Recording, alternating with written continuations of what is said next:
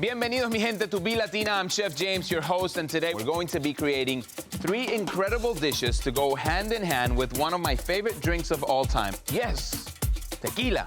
But not just any tequila, El Mayor. Grace, thank you so much for being here. Hi, James. Thank you for coming to BELatina, and I'm so excited to have you here because, I mean, you're responsible for the juice that's inside of the bottles of El Mayor. Well, thank you so much for having me here. And actually, El Mayor means the eldest. Yep. And my father wanted to honor the person that taught him how to grow agave and produce tequila. And that was his grandfather. That's amazing. I wanted really to embrace the pairing of tequila and food.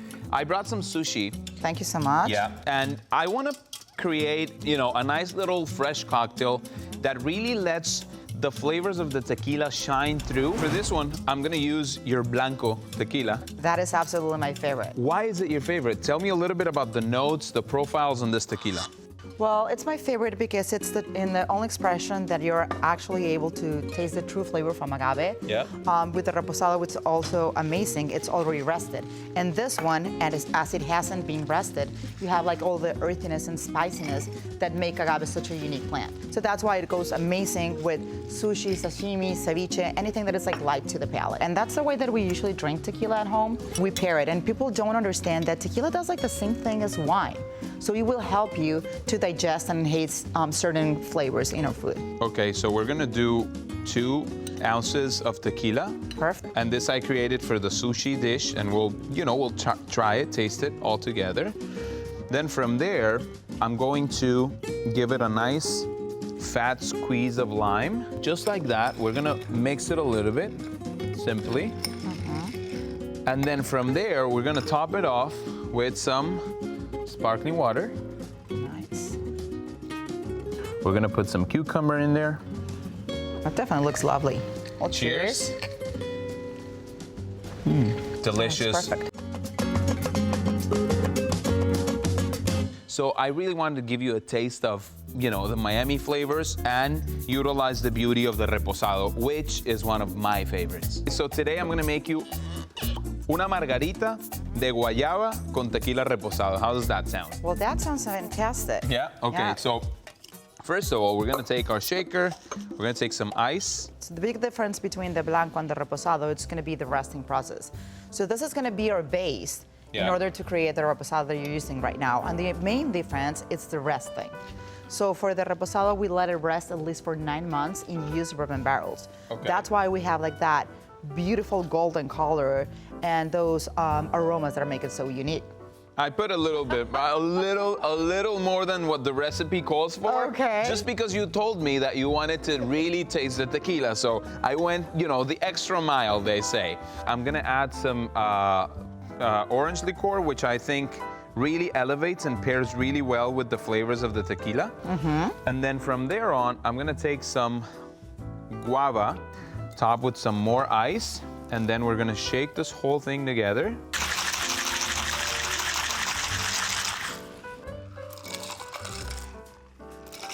Fantastic. Look at the color, Yeah. and it matches perfectly fine with the rim. This is for Thank you.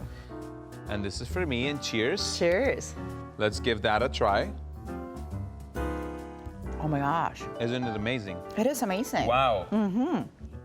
While you enjoy that, I wanted to make something to pair along with this beautiful margarita, and I'm gonna make some lobster.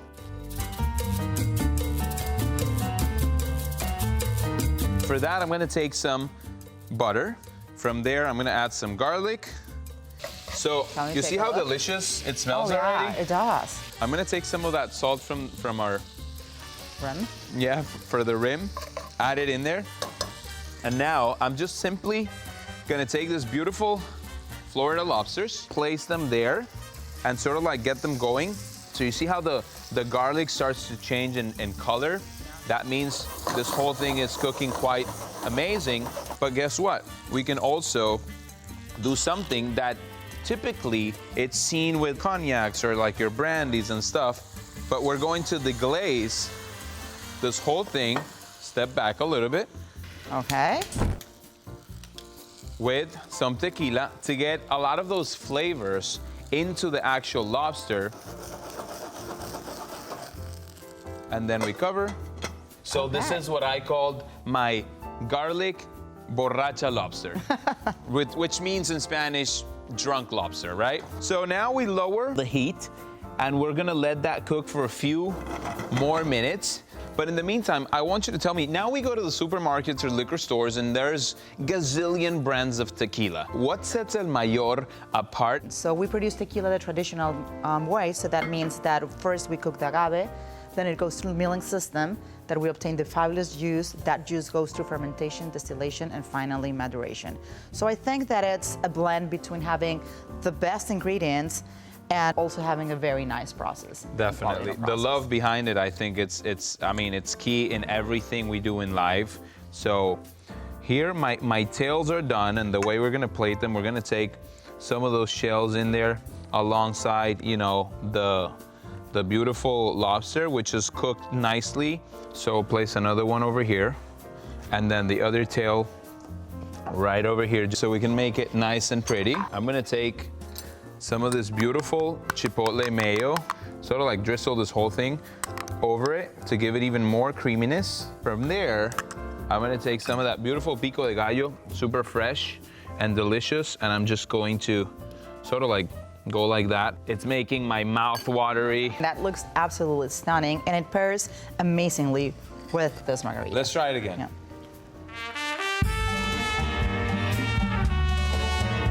So I want to tell you a little bit about what I've prepared for this course, and it's basically one of my favorite all-time desserts. It's super simple to make. It's called the pot de crème. These ones are rested and perfect and ready to go.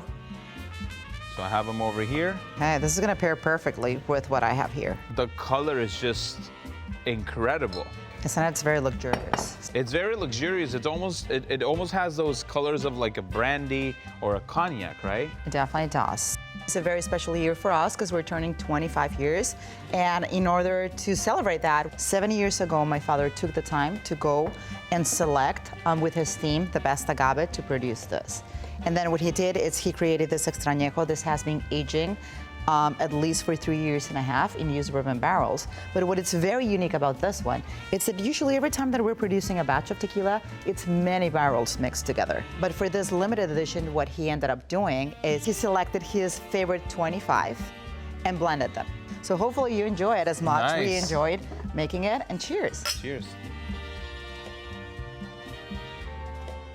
For this one, I highly suggest just to drink it neat, as this one is way more complex than the other two versions that we had.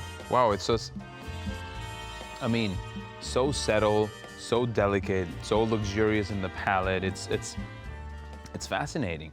Thank you so much for coming. It's such a pleasure, and hopefully, you know, the next batch is gonna be not a 25-year, but a 50, and 100, and 200 years. So thank you so much for coming, and cheers to you guys. Well, thank you so much for having me. For the full breakdown of today's recipes, be sure to scan the QR code on the screen and visit us at BELatina.com.